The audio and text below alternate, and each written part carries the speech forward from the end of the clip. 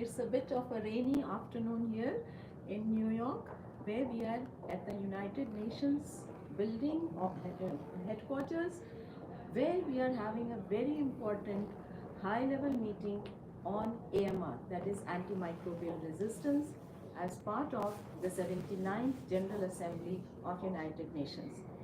And I'm really happy to have with me today Audrey Wong, who is a member of the Quadripartite Working Group on Youth Engagement to tackle AMR.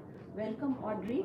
And would you tell us what got you interested in working on this issue of antimicrobial resistance, which is one of the top 10 global health issues as of now? Yes, absolutely. So I am actually a pharmacist. So and my passion started when I was a pharmacy student. It used to be an abstract concept to me. I was taught about resistance and how to identify susceptibility tests and how to look at the resistance pattern. But when I started working as a pharmacist as well, I actually see more and more real life experiences with patients developing resistance. And then it's not just something that I learned. Now it's something that I need to deal with because the patients rely on us to tell them what medications they can take. And sometimes you look at the test and realize that they only have one option, two options. And then a lot of times for a lot of people, AMR would be something that seems really big and complex and really far from them. But in fact, it is not. It affects everyone. As we always say, AMR has no borders.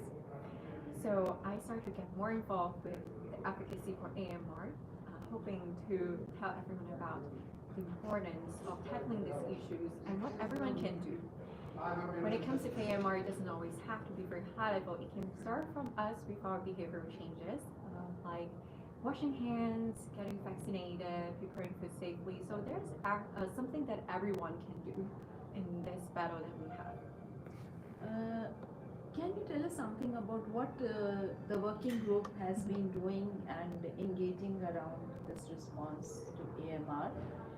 And also, you said rightly that people need to be aware and they can do simple things which will prevent. But do you think that there is enough of awareness even amongst the professionals and the medical professionals particularly about this issue? Yes, I can start with the one about the awareness. Actually, that is a huge, huge thing. Within the health workers, I would say that there's for some countries or for some areas, there is still a lack of awareness. It might be a concept, but about like what we can actually contribute in this, we don't always know very clearly. And this is why the awareness, even between or like among like health workers, it is something that we need. But of course, with the public, there is even a bigger need with the awareness. So for our working group, leading up to this UNGA high-level meeting on AMR, we actually published a youth manifesto highlighting for different priorities that we have as youth.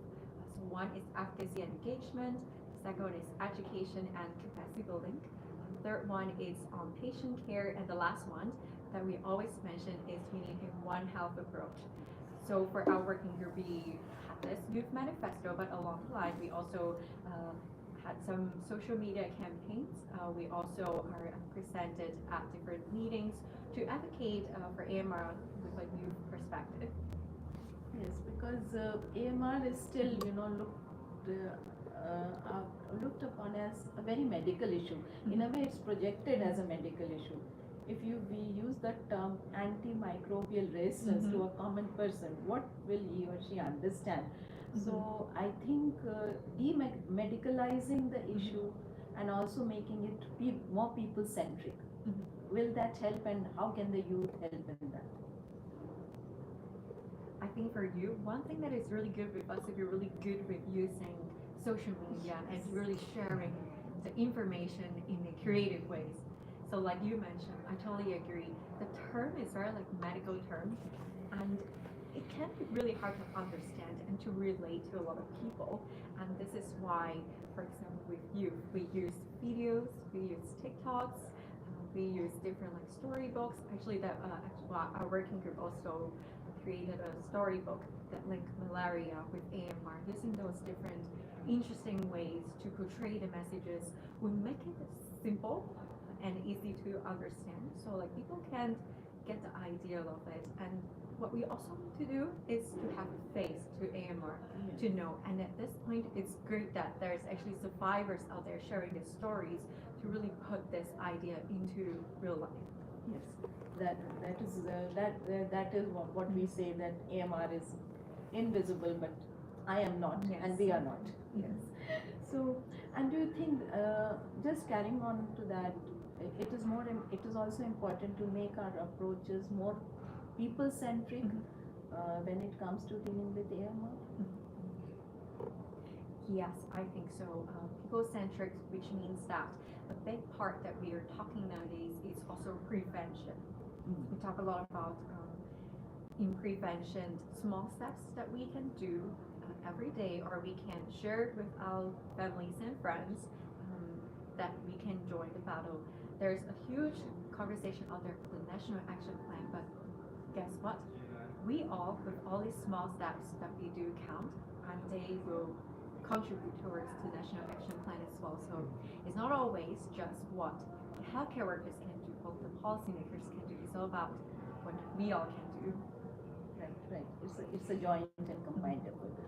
So finally, your message and expectations from the UN HLM, which has happened today. Yes. My expectation is that definitely it's great to see more commitment from policymakers, but I think, like we always mention, we are all in this better together, which means that commitment cannot just come from high level, it also needs to come from everyone. Moving forward, we need more collaborations at different levels to hopefully, once we have this commitment, we need everyone to be a part of it. Okay, thank you very much. Thank you, Dr. Yeah. Great.